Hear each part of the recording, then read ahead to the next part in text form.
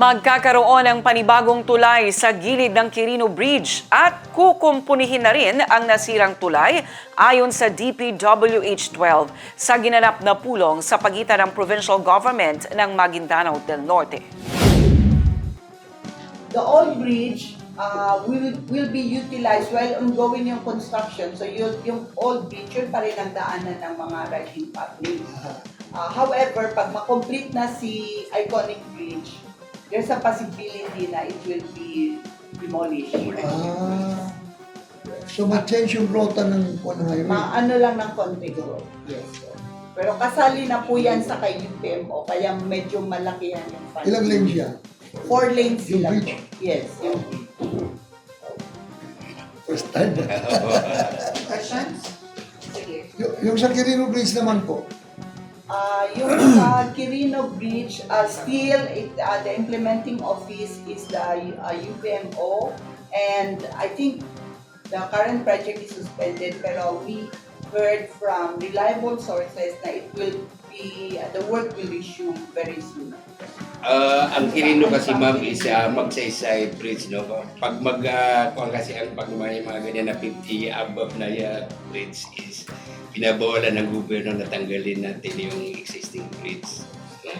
So kung maaari, kung mayroon silang program is parallel lang. Parallel mo yung dyan sa may balubog. Di ba? Hindi sinira. Kasi bawal sa amin na sirain ng mga ganun. kasi So maaari mag-propose sila ng ano? kasi kwan that's historic That's Historic. a landmark. Landmark. Ayun lang. Kaya kailangan ganyan din ang itsura niya. Ganyan ang itsura, i-paint lang, yung mga retrofitting lang ito. Procurement, under procurement process, then mag-start na yata mga siguro October, November, phase 1 pa lang po, phase 1. Remember po, yung 296 is for phase 1 of the Iconic Bridge na papatayo ng tatapusin ng UPM. Wala pa ako dito, and then hindi rin Region 12 ang implementing office. Ang implementing office po ay, as I've said, UPM. Actually, 4 times na ang sangguniang ng Cotabato City.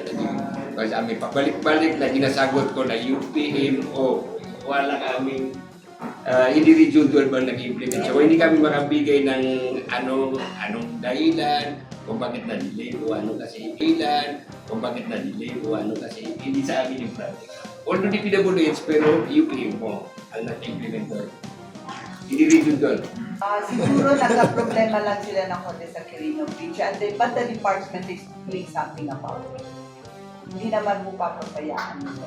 Ilan po, as I said kay Rob kanina, alamin din namin kung ano na yung updates ng Quirino.